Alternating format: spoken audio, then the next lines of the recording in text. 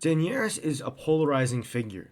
While the normal fans in A Song of Ice and Fire see her as a excellent written character and someone who cares about the small folk and has great intentions, the more stupid fans see her as a warmongering tyrant who is destined to go mad. Now, one polarizing action that she chose was to crucify the 163 slave masters in retaliation for the children that were crucified, to herald her coming and to say, hey, we don't play around. This is the consequences for your actions. Now, I am not in disagreement with her choice to crucify the slave masters on the principle of eye for an eye. What I am going to do in this video is lay down what I think she should have done in response to make Meereen more peaceful and more prosperous, and something that would have been more just overall and led to the greater good of the Meereenese citizens. This is not me trying to say that her executing the slave masters was immoral, was unjust, that she was evil for doing so.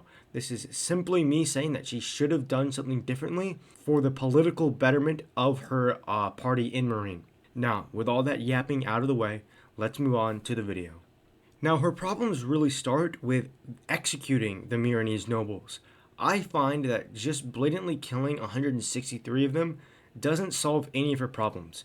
She comes into Meereen and she abolishes the slave trade, but she still keeps the Meereenese nobles around. She still gives them their wealth. She lets them run unchecked, which is why the Sons of the Harpies form. She has no way of preventing them from killing her soldiers and killing her men. Now, what I think she should have done is, instead of executing 163 people, she should have taken a blood tax, I think. Maybe 1,000 honors for every single child killed, and that would go to the slaves. And then what she does is she holds a trial for every single slave master, and she allows all the former slaves to come up and essentially represent themselves into the injustices that the slave masters have done to them. Now, the reason why I think that this would make more sense over just killing 163 of them and letting them go is because trying them all allows you to weed out the bad ones and keep the ones that are still terrible but can maybe be redeemed. Because this trial, the slaves will come forward and they'll point out the ones that were cruel, the ones that raped and beat people, the ones that treated slaves as property. But in the trial, this will also give Daenerys the insight on maybe the masters that didn't like slavery, did slavery, but maybe they weren't bad. Well, they were bad, but maybe they weren't the worst of slave masters. Maybe they have a little fragment of them that could be redeemed. Maybe they treated their slaves with some shred of dignity, so all that would be needed of them is something else. So what she does is she puts them on trial. The ones that are truly irredeemable, the terrible villains, would be executed. So what this does is this roots out the bad apples. This roots out the ones that would most definitely form the Sons of the Harpy. Next up, you go through the middle bad apples, the ones that owned slaves, were cruel, but not overly cruel. This is what's simple. Take all of their money. All of their money, all of their assets now belongs to Daenerys. And if any of them complain, put them in prison. Banish them. I mean, that it's just simple. You have three options if you are a former Master Marine. You either consent to all of your money being taken, you get exiled, or you get killed. This is good because now Daenerys has a plethora of money to fund her endeavors and to give to the people in Meereen. She has the money to trade with the other cities. It also gets rid of the slightly meddlesome problem families that might not have directly done something but might have blindly supported, because now they have no money, and if you don't have any money, you don't have any power. Then lastly, we have the Meereenese nobles that are potentially redeemable, that could help Daenerys, like the Shave Paint or Resdek, Lord Resdek, I think is his name. Those two were former nobles, but they're Daenerys' supporters. They are helping Daenerys throughout this. Now, we don't know anything about the Shave Pate, but I think it's more likely that the Shave Pate just has problems with the other nobles and is kind of using Daenerys as a way to channel his hatred. But he's a useful ally, so the trial it'll let you know your friends from your foes. So the useful nobles that might be able to work towards betterment of Meereen, you just take a couple thousand honors, maybe you have a hostage as a cupbearer, and then they can kind of go unmolested. So they have their money, they have their land, uh, and then that's all fine and dandy. Boom. I think this is a clean and simple way to handle the masters of Meereen, because the truly quarrelsome ones that would want revenge, you killed them and you took all their money, so they can't really do anything. The children, you either send them off to another city or you keep them as cupbearers and pages and squires. Then the meddlesome families, you take all their money and then you banish them, or you take most of their money where they're just somewhat rich, somewhat poor. This is great. You have a ton of money, but you didn't kill these people. The next one is you just take a little bit of money and then you take some hostages because they can be worked with and they can be reasoned with. I think this is a lot better than killing the 163 because it actually does something to limit the power of the hostages, no, of the nobles, and you now know who's good because Daenerys just kills these people, makes enemies out of all the nobles because, I mean, she took the city and ended slavery, and she doesn't do anything else to kind of reconcile that and limit their power. Yes, she does take the hostages, but she never kills any of them, rightfully so, they're all children. So she essentially does nothing to stop the Sons of the Harpy. My strategy would actually prevent the Sons of the Harpy from even forming because they now have no political ground to stand on. All of the masters that would have started the Sons of the Harpy are dead or have no money. They have no influence over the Meereenese politics. Now, some problems that could arise from this, and I'm sure a lot of people are going to point out, is what is exiling them would be a terrible decision because they're going to go straight to Volantis, they're going to go straight to Yunkai, straight to Astapor, and they're going to, well, straight to Yunkai, Astapor is under Cleon, and they're going to say, oh my goodness, Daenerys is this evil queen, we need to take her out. Well, I have a perfect solution for that.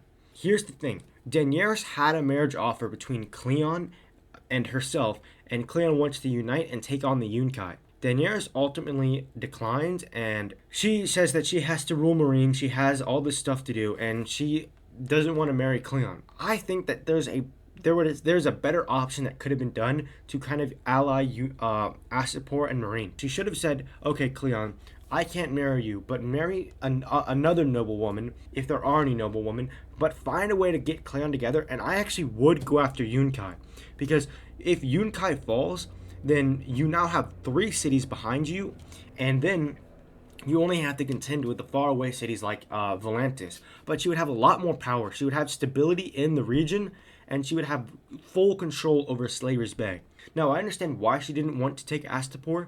She wanted to focus on Meereen and on her citizens, but I think it's a terrible, terrible idea to not go after Astapor. She is being a little too naive, and she's leaving a massive thorn in her side that, as the 3 seconds after she left Yunkai, they immediately took over Astapor, and and immediately after that, they went to Meereen and they tried to take it over. So the alliance between Cleon would also prevent the sacking of Astapor and Astapor being essentially handed over back to the Yunkai. Well, not back to the Yunkai, but into the Yunkai's hands.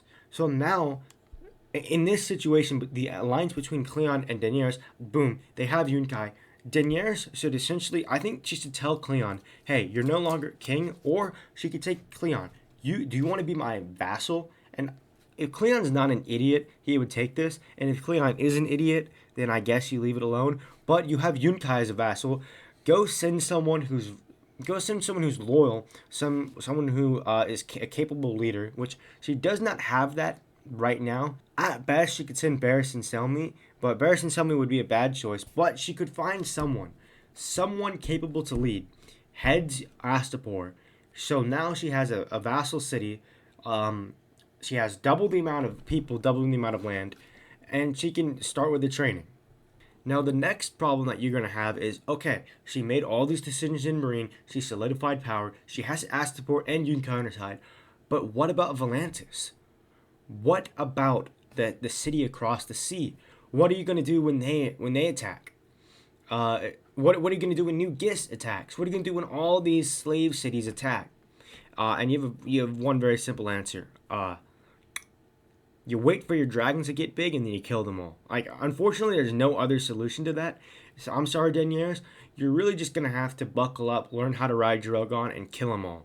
I don't have another solution for you. Maybe you can hope to take Volantis and new gifts, which you might be able to.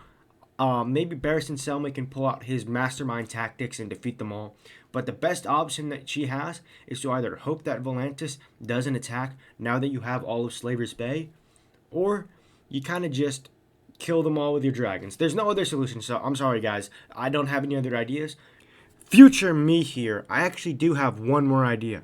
I remember that in Tyrion's chapter, he talks about how the Red Priests of R'hllor, how the head priest is calling for them to take up arms in support of Daenerys, how she is Azor Ahai reborn. And when he's talking with I forgot her name, but she's the lady that does all the like shipping and whatnot. She talks about how like the Red Priest has like the most men, how there are so many slaves in Volantis.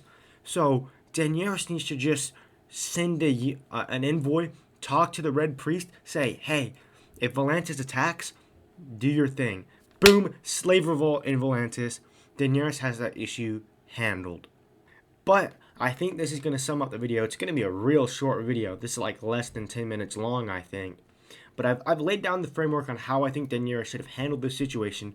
The steps that I took ensure that the Sons of the Harpy cannot form. She's solidifying her rule in Slaver's Bay. She's increasing her territory. She's increasing her power. She's got more money. She's got more people loyal to her. Yeah, she has more enemies, but guess what? They're poor enemies. And poor enemies, they might as well be no enemies. So I hope you enjoyed this video. If you disagree with my takes, which I am certain that everyone is going to, I'm going to get 1,000 comments saying that I'm an idiot for this and that it's never going to work. But I look forward to hearing that. I could be wrong. I don't think I am. Otherwise, I wouldn't make this video. But thanks for watching. Thanks for listening. I appreciate the view. Ta-ta.